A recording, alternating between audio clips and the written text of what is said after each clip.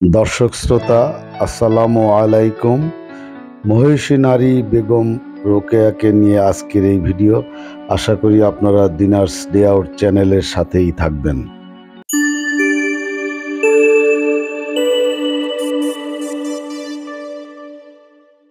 ধন্যবাদ দর্শক শ্রোতা, আবারও ধন্যবাদ এই ভিডিওটিতে। নারী জাগরণের অগ্রণী বীর যোদ্ধা বেগম রোকেয়া, যাকে বাঙালি নারী জাগরণের অগ্রদূত বলা হয়ে থাকে, একজন স্বশিক্ষিত নারী।